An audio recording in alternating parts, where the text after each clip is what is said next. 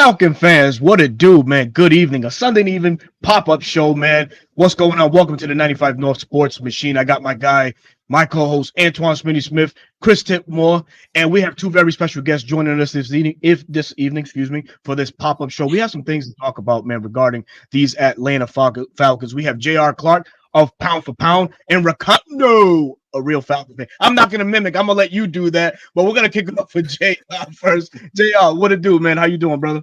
Oh man, what's going on, gentlemen? Just trying to end out this weekend on a good note, chatting with y'all about the Falcons and what we witnessed on Friday.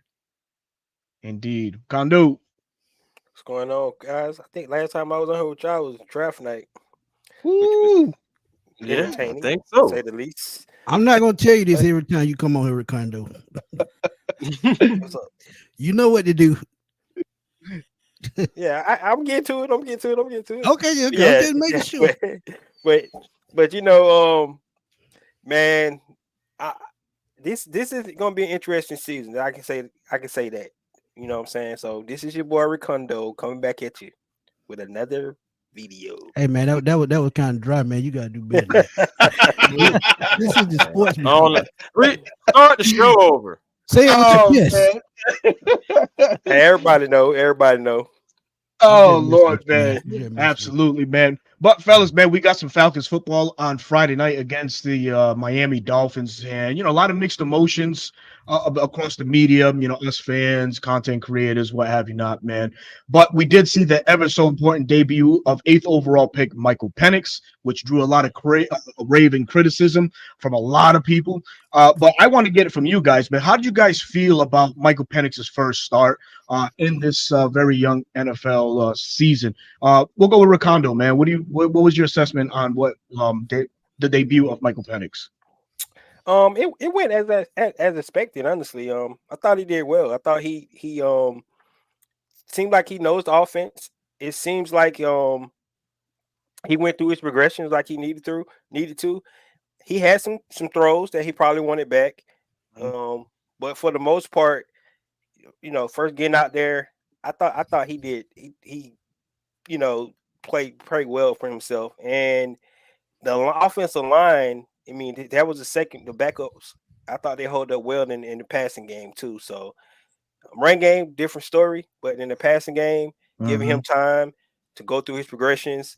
I thought him and Casey Washington had a good connection out there. Chris Blair, I know he probably wanted that fumble back, but he did hit him down the sideline.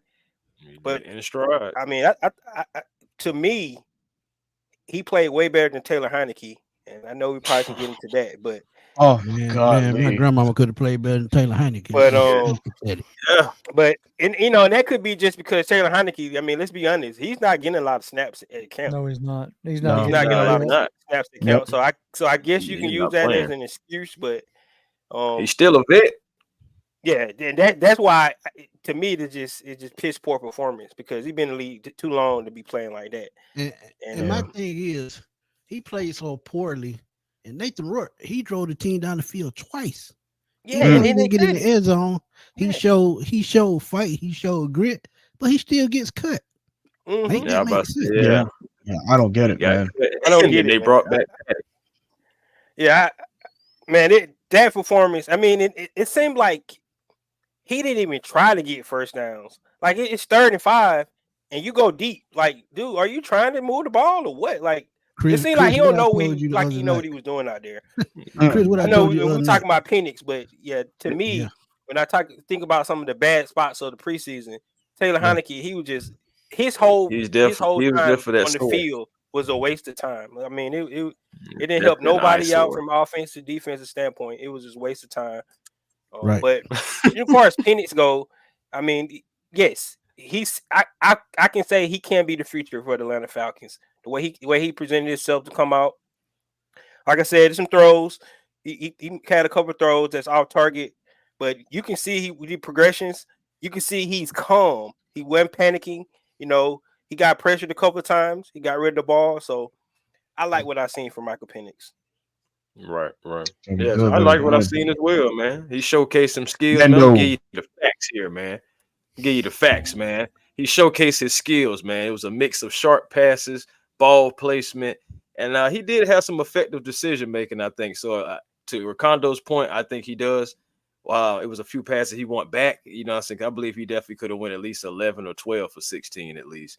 But he still completed, several key throws, displayed good vision, went through those progressions like Ricondo just said as well. Ain't that something? A quarterback going through progressions.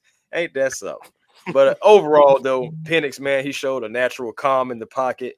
I don't believe that's something that you can teach. That thing seemed to come naturally for him. His performance is promising. If he continues to demonstrate his potential and continues to develop and adapt to the NFL level, man, I think the sky is the limit, and the future can be bright after Kirk Cousins decides to move on, or we decide to move on from him. I like what I saw. Yeah. Right. Yeah. Right. What say you, JR? No, I agree with a lot of points that were made. I joked while I was live tweeting during the game. I was like, all right, I need to see him go across the middle because, he likes to use that sideline as a safety net. Like, if he's gonna miss out there where can't nobody get to it. I need him to see him work, and he did. Of course, as in true ironic fashion, about 2 seconds after I sent the tweet out, he connects right across the middle to, I think it was to Blair, across the middle, and I was like, all right, cool, shut me up, because that was something that even when we were down at the Benz on Friday before the game, it was, if he was completing passes, it was on the sideline. I'm like, all right, cool. You're comfortable doing that, and that's fine. Now I need to see you do like the rest of it. And he showed a lot, in my opinion. The receivers didn't help him out much.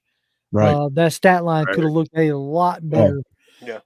True. Had the receivers, and hey, those were young guys too, who are still, trying to figure it out. But if any of y'all have seen the breakdown of that Chase Daniels put out on Twitter, I did catch a little bit of it. I did. Yeah. Y'all should definitely check that out, because he brings up a lot of good points. But yeah, I thought that during the game, I was like, man, there's and not just with Penix, but even with Rorick, we could have had a couple more touchdowns if receivers made a little bit better play on the ball. Yeah, Michael Penix, man, 9 for 16 for 104 yards. Did look really good. Loved the way, and I think Miss Lisa Shepard really brought it in, cool, calm, and collected. Exactly. The game didn't seem like it was too big for him. Sure, playing in a program of Washington, and coming into the NFL, of course, two different worlds. But the fandom is there for that regard. But Penix, the connection with Casey Washington. That I'm interested to see what Washington what Casey could do this year with a better playing quarterback in Kirk Cousins. Can that match rate faster than we anticipate on the field this year? I think he misdiagnosed one jump, but it would have been a big play, kind of similar to like what Blair did up the sideline. But with Casey Washington, he's coming as advertised, man. A strong route runner, strong hands. So I'm really excited about him. And another thing that I'm excited about is the offensive line, right? He's sure that the run department, like Ricondo had mentioned, really didn't give up too much, but the pass protection seems solid with the reserve. So shout out to Dwayne Ledford, man. We got a real one there, man, and a keeper. I know that when the coaching staff comes, they like to gut everything, start off fresh. But I know Raheem, being a smart man that he is, definitely saw the value in keeping Dwayne Ledford and elevating him a little bit more. But fellas, unfortunately, the NFL, it's a physical game, right? And there was a couple injuries that these Atlanta Falcons have to rectify. I want to say ASAP, right? It's still young. We're still trying to feel out, the guys that we have on the staff, but a presumed starter and DeMarco Hellams goes down just a few minutes into the first quarter. Now it's TBD on what his status is going to be for the year, but now that leaves a hole in a potential as a starter. Are we going to rely on Richie Grant, or are we going to entertain a big name that's still lingering out there by the name of Justin Simmons? JR, I'd like to get your thoughts on this, man. What do you feel about the DeMarco Hellams situation? What should the Falcons do next in that regard? I think that you it might speed up a timetable in the sense of taking a look at a Justin Simmons, because past DeMarco Hellams, you saw it on display afterwards. Lucas Dennis, like Yep. they could have left him in Miami. They You really know, could have. because that dude was driving me up a wall. Now Abernathy, he looked pretty good.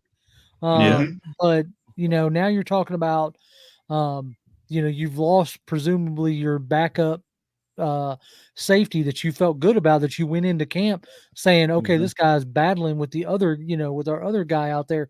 So I would be interested to see if one of these injuries, whether it's an injury to Trice or whether it's injury to Hellams, does it spark a big move, whether it's a Simmons or, you know, if we go out and try to you know, grab another pass rusher. But I would definitely be taking a look at Justin Simmons, because there's been plenty of, like, you know, talking heads on Twitter that have said, like, you pair Justin Simmons and Jesse Bates, you have just created like a strength in the backfield in a way that you haven't had ever here in Atlanta.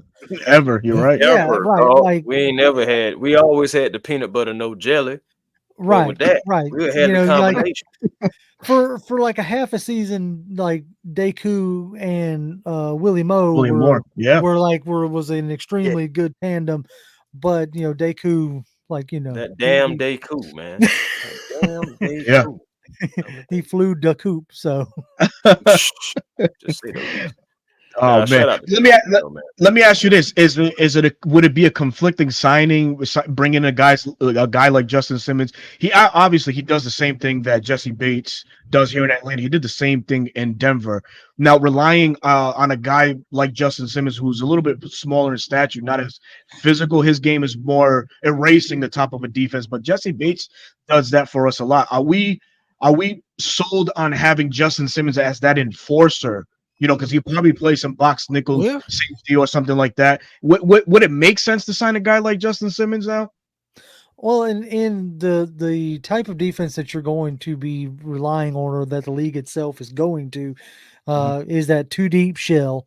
Now you have that two deep shell with, you know, the two safeties, and you can man up with the corners, or you know, you run more like you talk about your enforcer.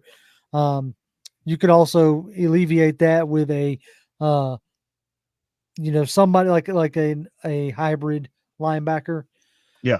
You know, linebacker types. I don't think that this defense is necessarily looking for an enforcer coming out of the secondary. But I mean, I could be wrong on that, but that's not what I have seen so far. You're absolutely right, and I agree. And I think, and I remember Jesse Bates playing some strong safety in Cincinnati. So he was back and forth between free and strong safety in Cincinnati. And he played single high, so he had 132 tackles. So I think he can switch over and let Justin Simmons play free safety, because both are good in zone coverage, two of the best in the league. So like I've said before, man, you having AJ, you having that number 2 corner. Hell, you even having the linebackers. Because if Jesse Bates plays in the box, we know how he reads quarterback. It could be an advantage for them on that side of the field. So yeah, I think they won't go out and make too stupid of a move. I don't think. Yeah, for me, just seeing how bad Richard Grant was in coverage last year. You need another cover guy. I understand that, you know, the physicality, bringing somebody in the box, but if you can put, you know, good coverage in the back, that helps. That helps your pass rush out as well. And like you said, I think they can tag team that thing. I think Jesse Bates is physical enough that if you had to put somebody in the box, he could be that guy. But I mean, I think it'll be a home run if they was to bring in just. You see, he did visit the Saints. I was kind of worried about that. I was like, man, I hope they don't get that guy. But I guess no deal was made, you know, in that visit. But that ain't gonna do nothing for the Saints, man. The honey badger is a honey bun nowadays, bro. He ain't the same player he used to be, man. I don't want him. Yeah, because folks were going crazy. They were going crazy on Twitter, man, about that situation. Jew Talk Sports, man. What's going on? Glad you could join the stream, man. What's going on, Jew Talk? Says, if we get Justin Simmons, we will have the best safety tandem in the NFL. It's hard to Easily. disagree. That's what I've been Easily. saying. Easily. And it helps Banging the the pass table rush. for this man. Man, it helps the pass rush tremendously, man. I think you go get another cover safety, like a Justin Simmons. Even with the injury to Bralen Trice, I still think it helps. Still think it helps the pass rush. Definitely, 100%. Absolutely. So to bring in a guy with JR talking about Lucas Dennis, man, that dude would piss me off so bad. They picked on him immediately. Oh my God! Dude, they went after that head immediately. It was like, and when you play zone, you get like where were you? Oh man, he was pissing me off. Like you can even hear it in DJ Shockley's voice. Like when he was talking, he was trying his best not to like what you bless doing, him out bro? on TV. Like what are you doing back there? Somebody had put up earlier about it was Dixon Way talking about where you're going to get the money to grab Simmons. Like correct. You could sign AJ, like you could sign him today and open up 12 million right there. And then with guys who you know are going to be on this team, you know, for years to come, like a Lindstrom, a Bates. Front load they right, you can restructure. Right. Yeah. Yep, you can restructure your stuff easily. Yeah. Yeah, it doesn't take much. You know what I'm saying? And they've done a good job of not trying to do any of that funky stuff.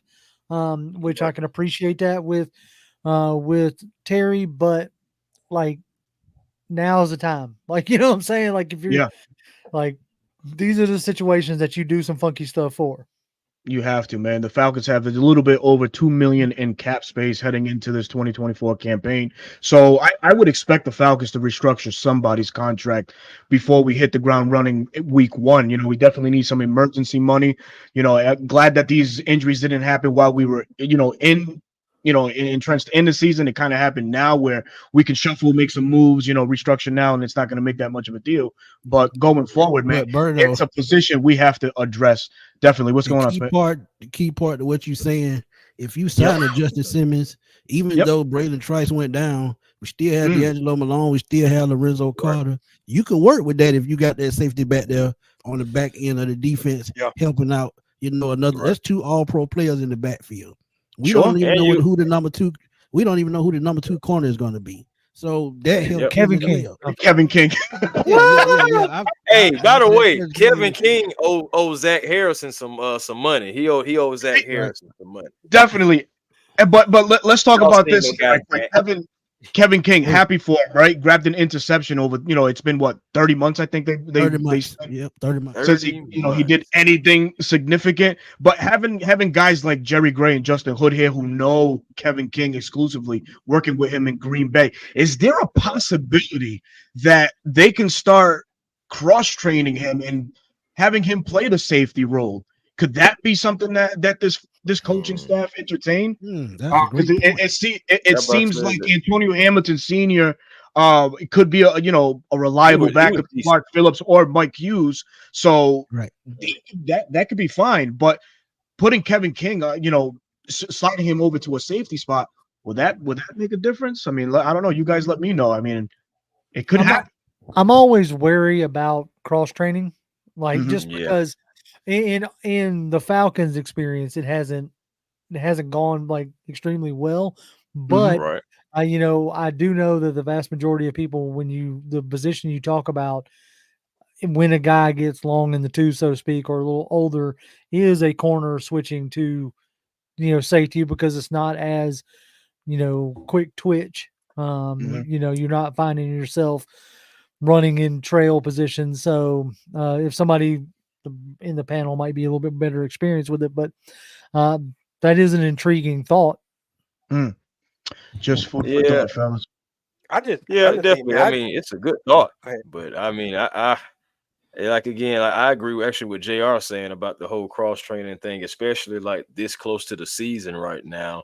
I'm not saying that he couldn't pick it up quickly. It's just I don't like the idea. But it could be something that they entertain because we do have the coaching staff for it. We do have the teaching for it. It's just how quickly will he be able to pick it up, not naturally be in his position. I like Anthony Hamilton. I think he can be a good backup. He played decent. Yeah. And that's not surprising just because he got a shot, down in Arizona. So now he's trying to come here and prove his worth as well.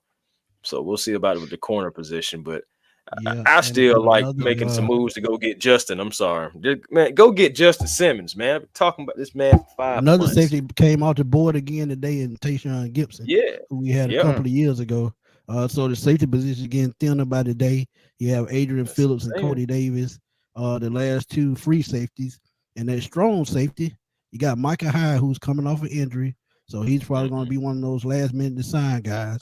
Former Falcon Keanu Neal, Ryan Neal, and Deron Harmon, who we had a couple of years ago. That's your safety left on the market.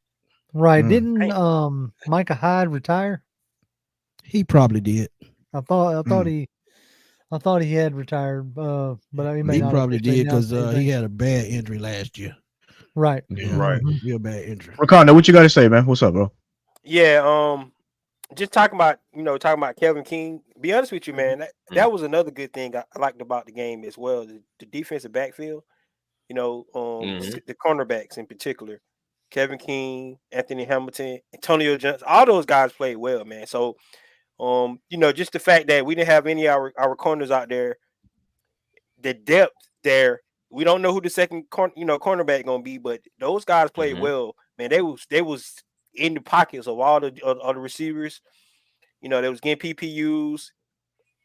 Kevin King almost had 2 picks.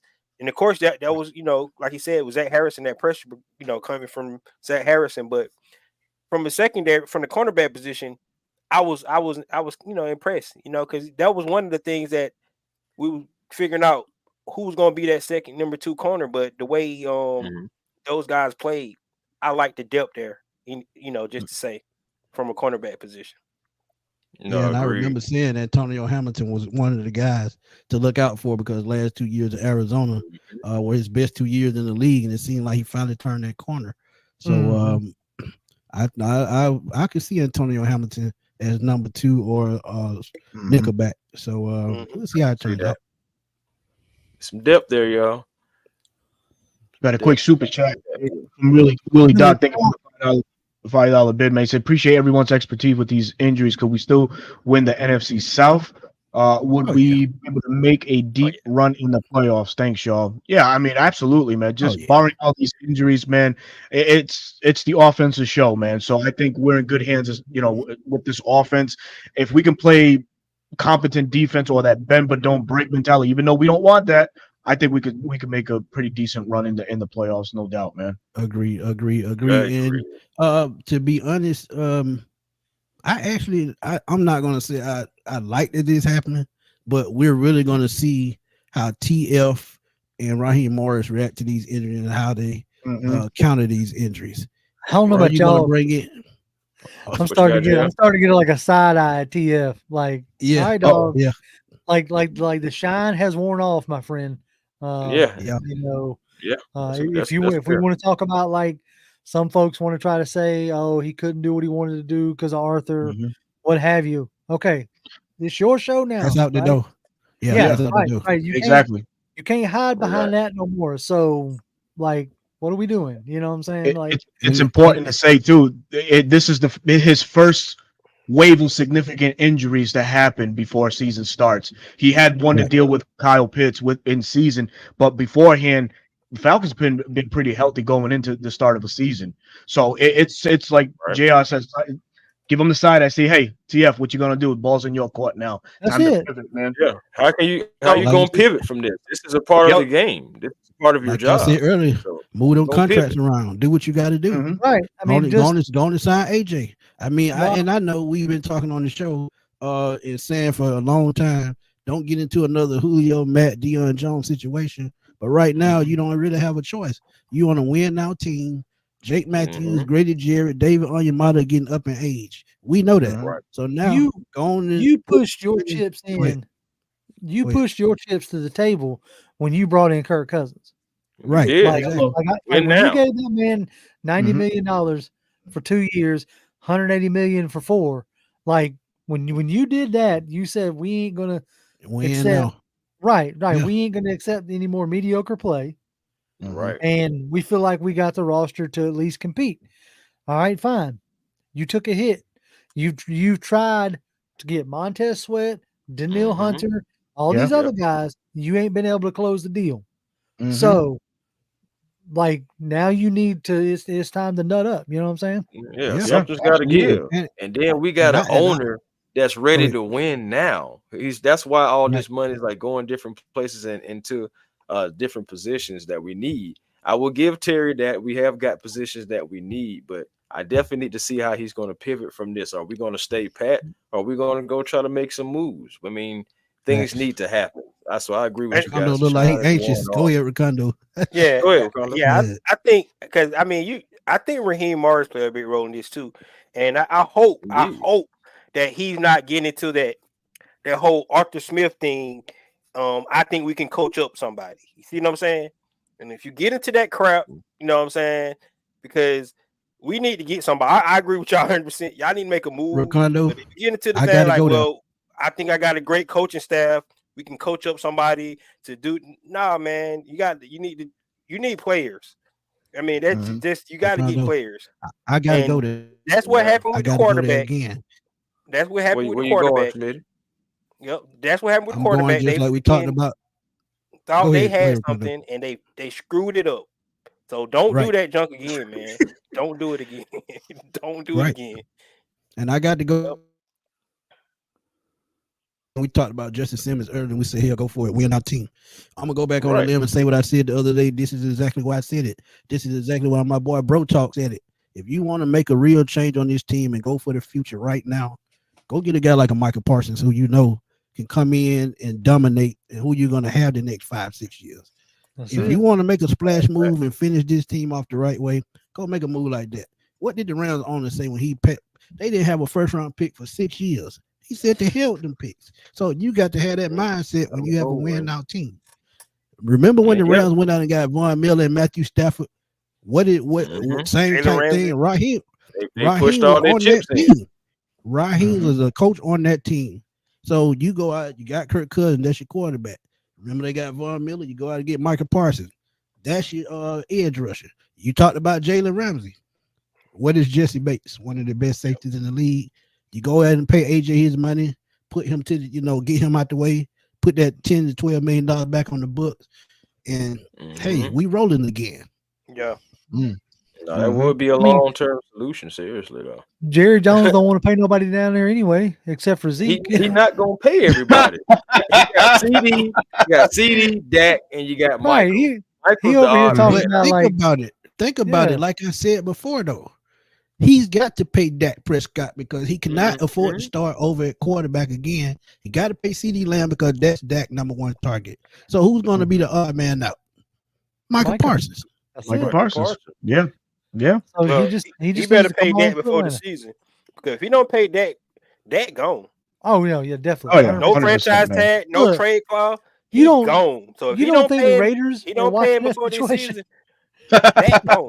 The Giants Oh, yeah. would be a better You're right, situation. JR. I mean, You're you don't. right. Okay, Malik Neighbors, Raiders you are don't think, rolling out Aiden O'Connell and Gardner Minshew. You don't think they ain't watching Yeah. to see what Dak does? Yep. That's Mhm. true. Come on. Yeah, That's that's a tough. team that's probably a quarterback away from That's tough. from being in some serious contention, man. Yep. Look Yeah. at the Right. All Seahawks this- too, though. Yeah, all this pass Snowball. rusher talk is really stemming from the fact that we did lose our, third round pick in the form of Bralen Trice to towards ACL in Friday night's action. This is sparking the conversation as to what do the Falcons do now at edge rusher, right? Currently in-house James Smith Williams, Lorenzo Carter, Arnold Ebiketie, Zach Harrison. He's probably going to play that tweener, he's going to probably put one hand in the dirt and rush from the outside. And then other than that, what else do the Falcons have? We drafted Bralen in the third, or he fell to us in the third. I know the Falcons were counting on him a good little bit as he's been running with the first string defense in training camp. So I think that the training staff was high on him. So to your Michael Parsons, there's other, top tier talent as well that could be available. Compensation, maybe some, but not as extraordinary as it would be as for getting a Micah Parsons. Hassan Reddick is still a no-show in Jets camp. Trey Hendrickson is still waiting, to get his contract. So those are two other possibilities. There's a guy up here my way, but name of Matthew Judon. Hold on, by Matthew Judon that also is looking for new money and is a proven player in this league. So the Falcons definitely do have some options. So not necessarily do we need to swing for the fences and get a guy like Michael Parsons. It's an absolute dream. Don't get me wrong. I don't want to sound like I'm hating on it. It would be a Oh no, you're not. You're not. a what is it? A franchise changing move. Getting a Michael Parsons is like going up and drafting a Julio Jones, like we did in 2011. It's on that same level. That's the same dividends are being paid there. But there's other guys as well, because we don't want to handicap the Falcons either in future picks and all this allotted money for other contracts down the line. If you paid Michael think about it, Berto. The reason why I said Michael Parsons, I'm thinking about the age. I'm thinking about the contract that's coming off the book, and Grady, Jake Matthews, and those guys. And then Jesse Bates only had about 2 years left on his deal. So I'm thinking about the future. That's why I brought it up. Cool. Yeah. That's cool. You talk about Matthew Judon, who's probably going to get re-signed by the Patriots. That could leave like a Josh Uche out in the wind as far as their like future plans. Yeah. So that's true. There's like a lower tier or like a lower caliber, guys that we could, potentially go after. Because I know they were eyeing, or there was reports that they were eyeing Uche before he went back to the Patriots. So that might be interesting. And then I wonder if that's in conference, but well, no, I was thinking of Gross Matos, but he looks like he went to San Francisco. So Frisco. Yeah, I think he went west. He did. He went west.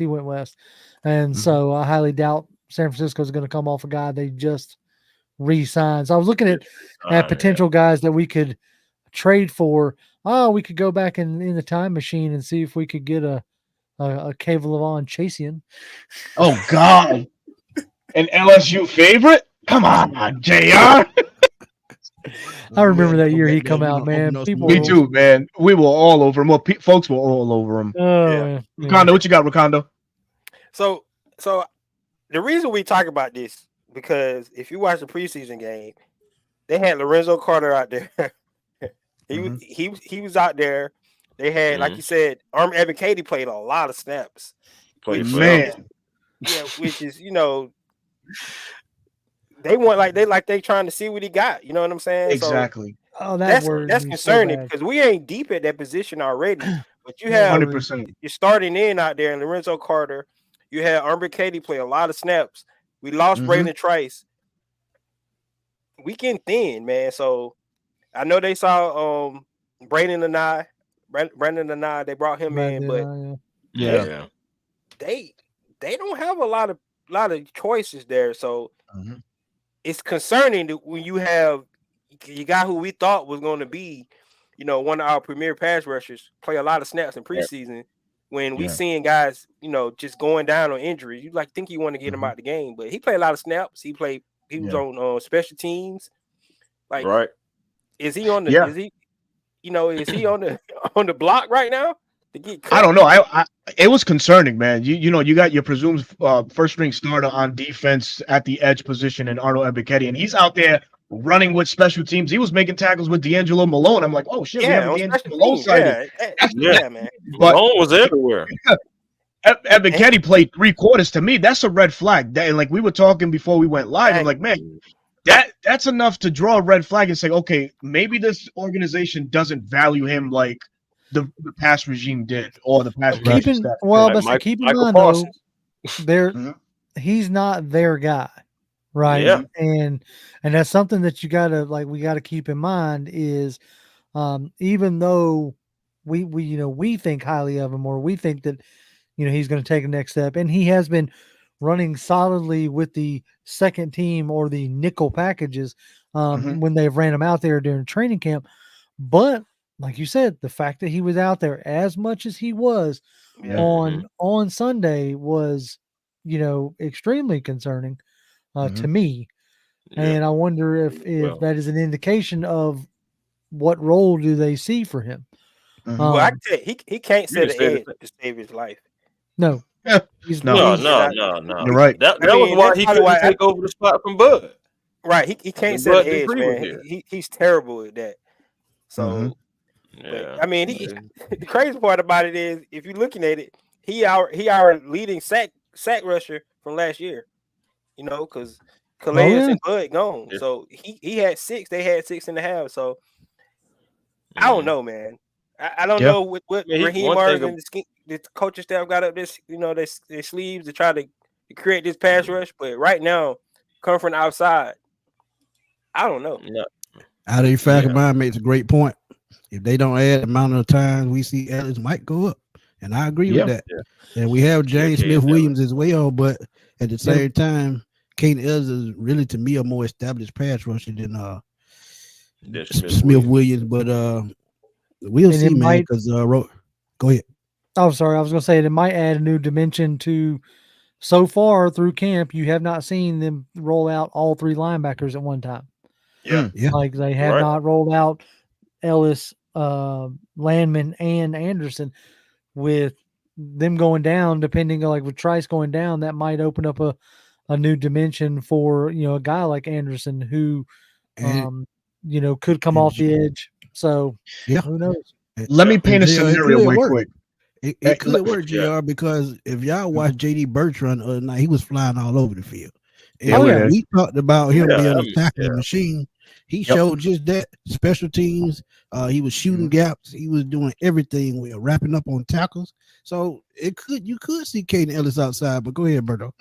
So painting a quick scenario, and Smitty, I'm glad you brought up JD Bertrand, right? So I'll take a page of what the philosophy of the Jacksonville Jaguars are doing, right? They want to stop paying these high-priced free agents and start homegrowing some talent, right? What if ideally the Falcons said the same thing and said, okay, we're gonna trot out Nate Landman, JD Bertrand in the middle with there was a backup that was playing Friday night. Elifo, I think, if I'm not mistaken, he's a linebacker. Elfler. Yeah. He played really well. And a guy that showed he could be the backup in that positions, in the two inside linebacker positions. But we say Troy Anderson and Kaden Ellis, you guys are now going to play on the outside to bluster what we already have in-house with Zoe Carter, Arnold Ebiketie, hopefully D'Angelo Malone, James Smith-Williams. Is that an ideal situation? How would you guys feel if the organization came back and say, hey, we're not going to go and get this flashy player. We're gonna stick to homegrown talent, and this is what we're going to do. What do you guys feel? Well, to be honest with you, I can honestly see that being the route that Terry would go. And honestly, we was talking about, go get this guy, go get that guy. That would be ideal. But let's just be honest, from what we have seen from the body of work from our GM, it's just not. He hasn't really he's gone after big names, but again, just to JR's point, he hasn't gotten them. But we haven't really been like a big splash type of a thing anyway. So I can see us trying to work from within. And like Arthur Blank has even said, grow our own children. I can really see them, just changing up and opening up that new dimension, and also letting the linebackers run and saving the money and possibly, just working from within. I can really see that. And I can honestly say that may be the actual ideal thing that's going to happen. It would be the typical thing. And the reason why I say that, because as fans, as guys who sit down and make content and pour our efforts into doing things, such as this, it would be much more entertaining to get a Micah Parsons, right? Not just from a content standpoint, but for look, it ain't just, you look behind each one of us. It's the crazy passion that we have to sit here and do this, So we want our teams to be the best that they can be. And but from an organizational standpoint, it's okay, how much are we actually relying on edge rushers? What does the scheme really call for? Look at what the Rams did last year. You got 9 sacks from Kobe Turner and however many from Aaron Donald. Those are interior guys, right? So the shortest distance between 2 points is a straight line. So if they're thinking that their interior pressure is going to be what gets the job done, then they may be well and good with a guy like James Smith-Williams, having a lot more snaps than we anticipate him having. Or using, I get your point, JR. Or using, an Ellis or an Anderson on the edge from time to time to make up for how much you would have rolled Trice out there. So I know a lot of Twitter hates when Falcon fans or Falcon content creators say, "Oh, the Michael Hoysett role." That proved to be a pretty important role, but that man tried out 9 sacks.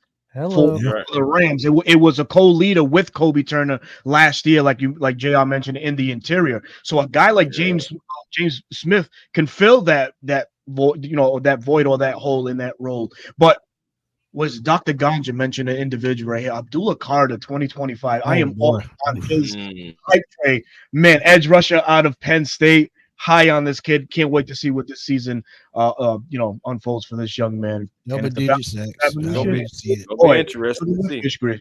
Grease for sure, man. I got one thing. One thing What's up, JR mentioned about the defensive front, and that is because like I just said, when you're thinking about the outside, and you be like, dang, who our pass rushers are, and when Dan Raheem Morris mentioned that they thinking about going a little bit deeper, in the 53-man roster with defensive front, that could be their game plan, man. Like trying to create that pressure from the inside. He could. And what's one thing? A lot of the guys that we drafted this year all scream versatility. Every guy on the line that we drafted could do a little bit more than what they're told to do. More importantly, Brandon Doyle's a guy that played the 3, the 5, and the 9. Who knows? He could be asked to play a little bit more of the 9, and it might work out. We don't know. But what's important is, and what we have to get right is the edge position, man. It's no, man. I can't stress how it is, man. We finished this year 22nd in sacks, even though we finished with 42, 20 plus more than we did the year prior under Ryan Nielsen. But sacks have to come in a way. But right now, it just doesn't look all too inspiring from what we have, man. This Falcons coaching staff is really going to be challenged, finding out whose strength is what and displaying them on a week-to-week basis. Right. We need to outdo that by at least 10. But go ahead, Ricondo. Yeah, I want to take let's wait and see mentality, man, because we really don't know. I mean, we ain't seen Jimmy Lake, call the defense yet. So we think we know, and they show the base in preseason. They're not gonna really show you what they're gonna do. We all know this, right? So it's real vanilla. So I want to say take the wait and see approach, man, but it just make you nervous. You just look at what we got. For me, for Troy Anderson, I don't think he know how to play the middle linebacker as good as he need to yet. So moving somewhere else. Berto, I don't know. I don't know about that. You need to hit him with that quote again about why you said Troy Anderson belonged on the outside. I agree with that 100%. I said it since he was drafted, man. That's a guy 6'4", runs 4.4. You need that straight down the line. You need to put him on the edge and see what magic he can possibly do, man. Yeah, I'm with Ricondo in a way. I think his versatility and his sideline to sideline speed make him a valuable piece to a middle linebacker. But I know that he can show a little bit more on the outside. But hey, who knows, man? We'll see what this coaching staff can do, man. We need to also see what D'Angelo Malone has, y'all, because my goodness, this is pretty much your scheme, your system. You have an opportunity now. There's no Trice. Right. You need to step up and show that you can play the same way that you're playing on special teams. You know what I'm saying? Like within the scheme. Like you need to show that, along with Albert Katie, along with TQ Graham, who was having a career year before he got injured in Dean P's system. So maybe he can elevate himself. But regardless, I know we're talking about the edge, and we definitely need guys who can come off and be thumpers. Do we have that, though? That's the question. Do we have it now? The only person I would put my stock in right now as a thumper is probably going to be Zach Harrison coming off the edge. Anybody outside of him, they may be a little bit too small to be a thumper. Because, you got to have size to do that. So I finally found it as y'all were sitting there talking. I finally found the snap count from the game. So Ebiketie, who's been main topic, I'll give you full deal 96% of the snaps, which is 65 of the offensive snaps. Okay, that's how many offensive plays that the Dolphins ran, was about 65 to 70. All right, so keep that in mind. Ebiketie ran. He was out there for 25 snaps, so 35 or 37%, 30% of the defensive snaps, and he was on 11 snaps on the special teams. So he ran 37% on the defense and 33% of special teams. Now, you talk about Malone, right? Malone, 23 snaps, 22 on special teams. So here's the part that kind of like shocked me a little bit is looking at this is the official like game log of the NFL, not not PFF, not Pro Football Reference, none of it. This is the league's stuff. Those snaps and Arnold Ebiketie didn't log a single stat. Damn. Not a single stop. What? Say that again. Yeah, he didn't get not a tackle, not a tackle, not an assist, not a combo, not a tackle for loss. Yeah, he got goose egg across the board. 30. Oh yeah. Hey guys, listen. I love coffee. I love coffee. The doctor coffee right here, my brother. Is definitely on the hot seat, y'all. Come on now. He's got to be, right? Nothing. And then so I'm looking at Malone, right? So they have both about the same kind of stats. And so, okay, I say nothing. Excuse me. He had 1 tackle on special teams. That's Ebiketie. Malone had 4 tackles on special teams. Yeah, Malone was flying around. Nothing across the board on defense. Yep. So Tropical Sips Coffee Company asks, great content, guys. Thank you so much for joining the stream. He says, do y'all like coffee? And it's a resounding yes. Yes. As a matter of fact, got some right now, Love man. So this man. If you want to send some our way, and please do, man. Hey, and like Raymond said, don't forget the donuts. That's right. Yeah, you gotta have the donuts for Smitty, man. Oh man. Now here's another name we haven't talked about or we haven't really brought up, but he caught my eye during the game and at practice, and I'm trying to get back down to his snap count, but that's Damone Harris. Oh yeah, Damone. Yeah, he's number 91. He was here last year. Yeah. He had he 28 snaps, so he played 41%, and he did record a tackle. So that's a name but he's a bigger body guy. He's not exactly. He's not a Trice. He's not an Ebiketie. He's not your Bender. He's a straight line, that Michael Hoyt type role, or type body. So we'll see. Like as far as who they're going to replace Trice with, Max y'all this. Right. Max y'all this. We're not sure if he's on the roster right now. Do you think they try to roll out a roll just a little bit more, but just because he played inside and out? No, I think we need to keep rolling. If you're gonna go that route, then I was gonna say Dorless. I mean, I go with Dorless. I go with Dorless. He has the most versatility out of all the guys drafted. Roro, I think for now you just keep him in the middle of the defense as defensive tackle. Right. Just let him play inside. I agree. I just want to throw his name out there because we really ain't mentioned him. Let me ask y'all: is this a worrying trend of trading up for the raw freak in the second round? It's becoming a trend because Ebiketie and Troy Anderson, and now Rook, these guys are, they check all your crazy measurable boxes, but they're raw, and yet we're adding extra picks to go get these guys, and as of right now, they ain't really panned out all that well. Yeah, the only one that's panned out thus far has been Matthew Bergeron. And he's not a defensive player. But he wasn't a freak. He was, Yeah. But he was a guy that was highly sought after in that second round. Many teams tried to trade up. Dallas had Dallas and New Orleans. The eyes on them. Absolutely. Let me put this out. Jerry. I'm not saying this because I know people take it the wrong way. But Troy Anderson, you talking about Troy Anderson rushing the passer, right? Right. Michael Parsons is 6'3", 245.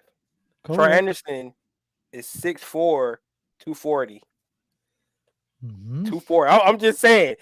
Mike Parsons running 4.3. Troy Anderson running 4.4. Like, if we say he's a freak, hey, that ain't. But he got to put it together. We know what Michael is. The jury is still out about Troy and his Anderson. Yeah, it's out big time. Pause. Yeah, man. Yeah. So the Falcons, man, this week have a lot to think about, man. Of course, there's going to be some news hopefully coming out tomorrow or this week. We'll find out more on DeMarco Helm's availability for the rest of the year. What is this organization going to do as far as pivoting and either bringing in an outside presence to fill the void, or are they going to keep that mentality of, all right, you know what? It's time to start, coaching up this homegrown talent, and we're going to trot out what we have on staff. And that right there probably won't sit too well with the Falcon fan base, man. But it's it's their money to play with, man. So there's nothing that we can freaking do, man. But what other thing that I don't want to happen is another 2014 situation where we were signing guys that thought we were going to make an impact, like O.C. Umenyiora and Steven Jackson. I don't want this Falcons team to turn into some stupid shit like that. It might be dumb enough that I said that, but we've had that shit happen before in the past. So hopefully this organization does right, man, and just gets these better known names that still have a lot left in the tank. But I got a question for y'all. Go ahead. If this started to become a trend, is his seat gonna get a little bit warm if he don't make the right move to straighten his problem out? See, man, there's a contingent of this fan base that ain't gonna like to hear that, Smitty. I don't give a They think that TF can't go wrong. Look. Everybody know me. Gets a pass. I think he gets a pass. You know why? For the simple fact that this team hasn't been able to be as competitive in free agency and God knows how many years, right? So other than 2016 and maybe Don Terry Poe in 2017, what has the Falcons really landed as far as a big fish? We really couldn't. We've been in cap hell for so many years, and it took TF to come in and really make the tough decisions. So he gets a pass for me, man. He gets. I give him another 2 years. Somebody just said it. Think about it. You went inside Kirk Cousins when you could have used that money towards something else and then still took Pettis and put your trust in him. I'm about to say, if you, I'll tell you this. I don't. I try to say it on our show all the time. People always take it the wrong way when I say it. I don't dislike Penix. I thought he was, one of the decent ones as far as like what you can hang your hat on. Quarterback ready, yeah. NFL yeah, ready. right. As far as like the draft and all that stuff goes, he had just as good a chance as anybody else. But if you're like going to sign Cousins and then in the same year draft Penix, that's just weird team building. I don't care how you want to spin it. I'm gonna tell you what I told my cousin, JR. That's double jeopardy. Double dipping, double everything. Right.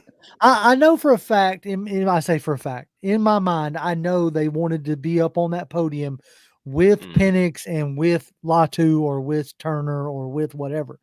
If that's what you wanted, then you had to be willing to sell the house to do it. And that's where Terry, like with Montez Sweat and like with this, he's not willing to mortgage or F them picks, mortgage the future. But JR, you got to change that thought, that train of thought. I agree. The only way you're gonna build a winning team, you got to get game changing players. And Montez Sweat was in our backyard before he went to Chicago. Yep. They just didn't want to give up an extra pick to go get him. And like I said, if they wanted a 4th or 5th round pick, you got to give it up, man. Think about it. You getting an all-pro caliber player who went to Chicago and got just as many sacks, if not more, than he had in Washington. And he wanted to be here. He wanted to be here. We know that. You add on top of that, you get the clip of polls reacting to your Penix pick, and then the audio comes out of them wanting to trade with you and give you a 4th to move, and you don't. Right. All this is stacking up to paint, in my mind, a not very favorable picture of how Terry Fontenot operates. Now, I'll give him all of his flowers in the world. Pro personnel, he's jam up at. But just like when we talk about coordinators becoming head coaches, sometimes what got you hired may be like your only fastball. Does that mean, you know what I'm saying? Right. And you may not be able to run an entire organization. And So the reason why I stood behind the Cousins pick mainly is because I seen him bring in a busted Drew Brees from San Diego to New Orleans off a busted shoulder, who probably should have been in Miami. He took a chance on New Orleans. He ended up being a Hall of Fame quarterback. So in that aspect, he gave him the weapon that he needed in New Orleans. He's doing the same with Kirk Cousins. So at that aspect, he's building the offense right. But can the offense really carry this team with a first year, now with a first year offensive coordinator? That's what we're waiting to see.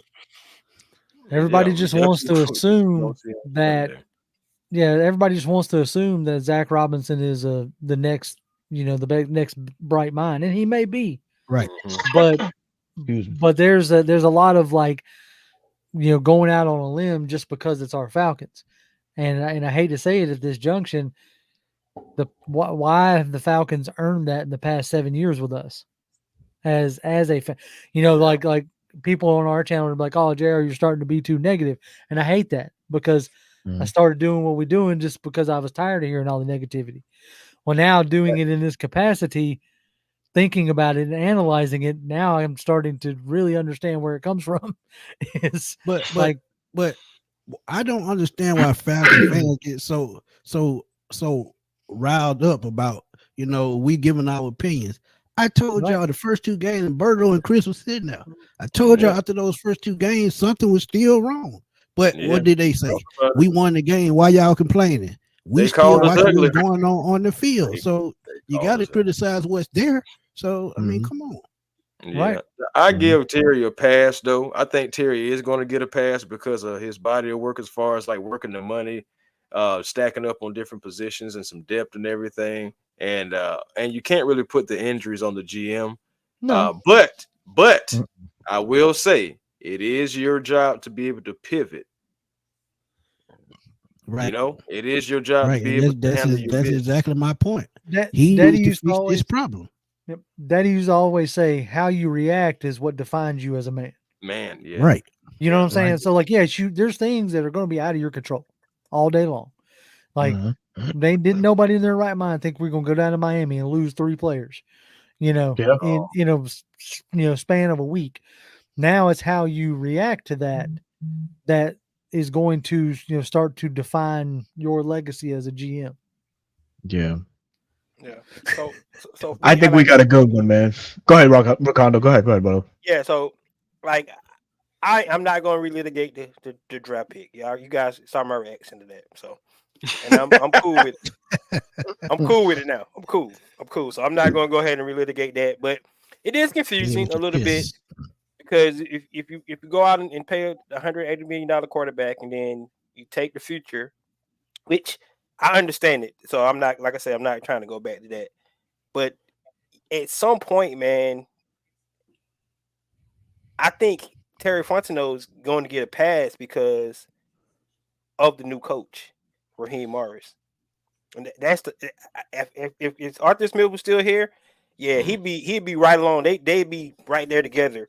But the fact that Raheem Morris here, and I believe that a lot of people banking on what Raheem Morris is going to be able to bring to the table from a coaching standpoint, and so I'm willing. Like I said, I feel different about this season than I feel about a lot of seasons because I don't know.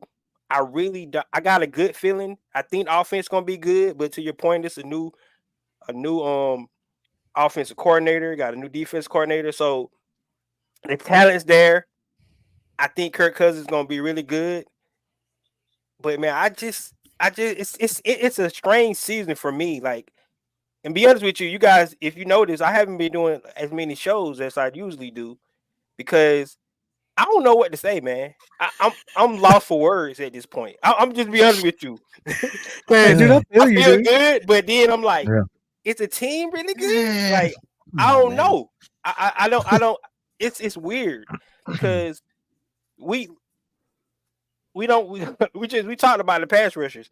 I don't see it. We didn't go get a second cornerback. All the things that I talked about before the offseason, before the trade, before the free agency, for the draft, right? They ain't do none of that stuff.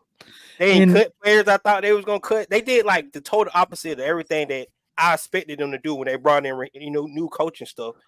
So they didn't do anything that I thought they was gonna do. They didn't restructure no contracts. They didn't go get no big name players. But think about it, Ricondo. You got to think too. Raheem Morris was just here 5 years ago, so they really haven't really changed anything. And they kept a lot of the coaches that were on Arthur Smith's staff. So they tried to keep the same. They really keeping the same game plan in place and just trying to build off of it. If you notice, shit, really only Kirk Cousins is really the big move we made all off season. Yes, you brought in Kirk Cousins. Yes, I mean, and if you put it in perspective, I mean, I think we could have won. If you think about it, you look at 3 games last year. We should have won the Panthers game. We should have won the Vikings game. We should have won the Cardinals game. That put us Jets game, right? I mean, we did on the Jets game. I'm sorry. That put us at 3 wins, right? I mean, 3. That's 10 wins right there. So the Titans game. That's what I meant to say. Titans. I get it, man. Arizona Cardinals game. Come on, there was like Vikings, Cardinals, Titans. All them, man. Look, all them games we should have won. It's just strange. We shouldn't have lost at home either. What at the end of the day, what got Smith fired was, as we stated earlier, was hey, I think we're good at QB. Yep. And this has a feeling of, you remember a few years back when Ryan got like either close to or over 50 sacks. And that next year they drafted Lindstrom, McGarry, signed the 2 like the 4 big moves that you made was like, it was almost a statement of we ain't gonna do this again, right? And it feels that same way with the QB position. It's like Arthur Blank said, all right, boys, what we ain't gonna do this year, come hell or high water, is have bad QB play. I'll let y'all do this for the past 2 years with Mariota and Ritter, and what we ain't gonna do is do it again. And that's what they went and did. But again, this is that this is that have your cake and eat it too. I'm trying to build now, and like that is hilarious. I saw that earlier today with like Pittsburgh fans. Music to my ears and make my eyes smile. Already. Pickens is going to ask for a trade before they even get to the season. Man, we could. I will defend Terry Fontenot. I will. I think he's done a fantastic job. Really. I mean, I like Terry Fontenot. I think he's done a good job collaborating with his coaches, more specifically now with Raheem.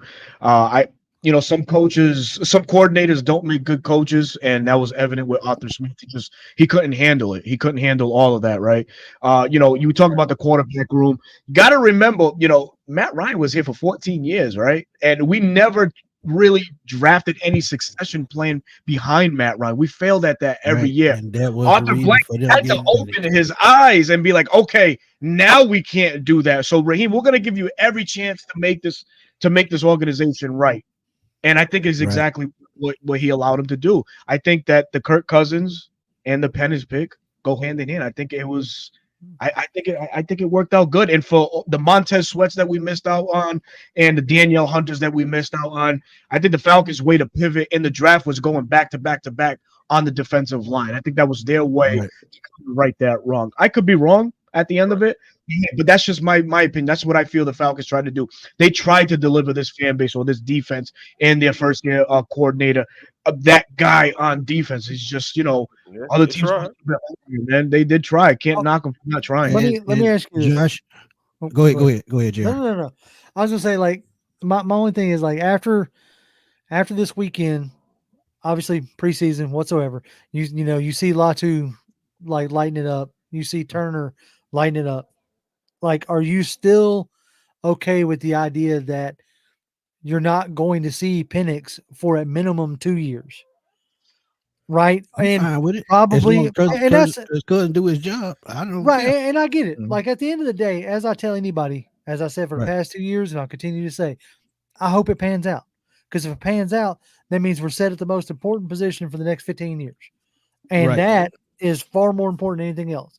But I will say this, as a fan who wants my team to be the best that it can be, it's going to be hard to watch the next 2 years if one or two or all three of these pass rushers go off and I'm sitting here looking at Bradley and I getting stonewalled, or D'Angelo Malone only able to make an impact on special teams. That is another thing reason about why it we is, got Kirk we'll Cousins. straighten that out. But go ahead. That's one reason why we got Kirk Cousins, to keep the offense in sync, to keep the defense off the field. If they can keep the defense as fresh as possible every game, I think it's a win-win. But if they don't do that and they turn somehow not in rhythm, it's just gonna be a long season.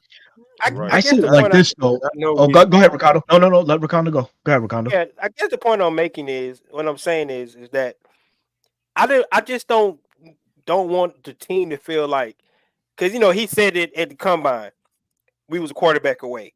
Like, we weren't just a quarterback away. I hope that's my point. That's the point I'm making. Like, they went and got Kirk Cousins and like, okay, now we good. Like, but it does make sense. Like, it does make sense, because think about it. If they even had a half a quarterback last year, they would have won 4 or 5 more games. So they really were just a quarterback away last year, and they still have pretty much the same team this year. Just Kirk Cousins is the upgraded quarterback that we needed with the weapons that we've been drafting in the last 3 to 4 years. Right. So I mean, I see, that's why I'm saying it should be. You're right.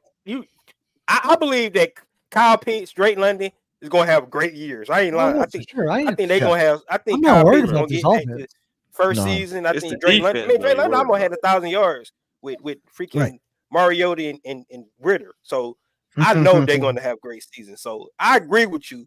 I'm just saying, like, dang, man, you could have did something, like, because it's not like we in salary cap hell. We're not. So just to say we good, that's what it feels like. So I that's where I'm at right now. But now we'll say this: what is the most important position on the field? Quarterback. They fixed it. Quarterback. They went and got 2 of them. One short term, one long term. So they did their job. So now all they got to do is execute. Go ahead, Chris. My bad. No, I was just about to say, the thing is, it's like people are worried about Penix and him not starting. I mean, yeah, it is all up to Kirk Cousins and his health, his production. Depending on, could get him a 3rd year. You never know. But at the same time, remember, Kirk Cousins didn't even start himself full time until he was 27, 28. Not saying that that's going to be Michael Penix's fate, but it's not the end of the world if your quarterback that you sign $100 million to is performing so well that you have to keep this guy on the bench. I know it doesn't help for right now, but just thinking about the long term and playing the long game, it's really up to Kirk Cousins and his production on how much Michael Penix does not see the field. And I'm gonna tell you, I'm gonna give you people talking about Michael Penix's age. How old was Steve Young when he finally took over for Joe Montana? He had been in the league, I know, about 8 years at that point, 7, 8 years. So he was like 29, 30 when he took over. Just think about that. That much I'm not as worried about as some folks are. Like I'll throw it out there to be sarcastic and joke, but his age I'm not very concerned about, because I mean look at Kirk Cousins himself. Like if you want to look at the model as far as him being as good as he has been, so that much I'm not worried about. My deal is like, this feels like I want to be a sarcastic jerk and say, okay, so next year, do we want to draft Carson Beck, just in case, to have a replacement for Penix? You know what I'm saying? Like that's like, but I'm trying. I see your point. Yeah, I see where you're going. I'm trying not to be like, like I said, like a sarcastic jerk. But it does, feel that way, because this feels like a, 2027 first round pick that we got in 2024. And if it works out and pans out, nobody will remember. Nobody will care. But with these questions that we got going right now, next year definitely has to be edge rusher next year, because we talk about Lorenzo Carter, Arnold Ebiketie. We talk about guys that might not even be back. We got 4 guys on the edge rushing unit that could be gone after the year. Hell, they could be gone before the season starts. They may not even make 53. Exactly. Well, I can tell you right now that as far as Terry Fontenot, his second round picks, man, They ain't panning out so far. Those are in They don't- question. Except They ain't Bergeron. question for sure. Except Bergeron Richie, so far. Troy, Arnold. Yeah, the second round. Trade back to day 3 here. Y'all have more Yeah, more second luck round on day pick. 3. I'm trying to think. Bro, He but ain't doing remember good, we bro. was I can talking say that about shit that right now. too, though. We was talking about, hey, trade the second round Right. pick. You do better in later rounds anyway. Right. That's a fact, man. That's a Yeah, fact. second round picks ain't been paying. Yeah, his first round picks. I think he been killing it. Second round picks been bad. Damn, Mhm. Yeah. second round picks been bad. Well, gentlemen, man, we've been on for over an hour, man. We certainly appreciate Man, you it's an guys hour taking the already. time, God damn. taking the Damn, time out of a It Sunday did evening, fly. and to all the viewers that are out there, man, thank you for joining us this evening, man. A pop-up show, more than 220 eyes on the show from across all platforms. We certainly thank everybody that came out to rock with us this evening. Recondo, man, you got anything you're working on that folks should be paying attention to that you got coming out, man? Let the folks know where they can find you on your socials and push out what you got coming up, man. Pause. Yep. So of course we There get we back go. to the season. So start to look out. I still haven't did my prediction for the seasons. I'll be honest with you guys. Okay. I still haven't did my 53-man You roster You projection. scared to ask.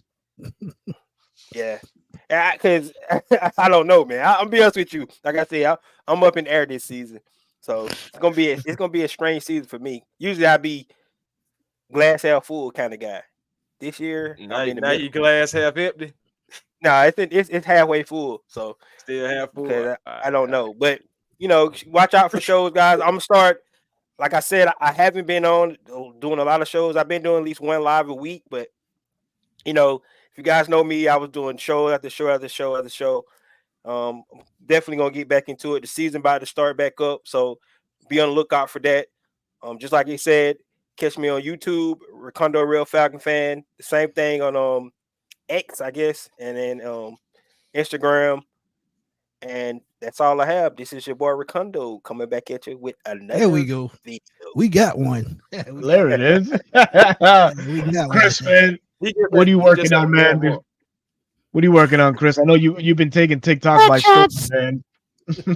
Oh man, shoot, man, just daily, yeah, just hey man, just daily, man, daily working on the channel, Man.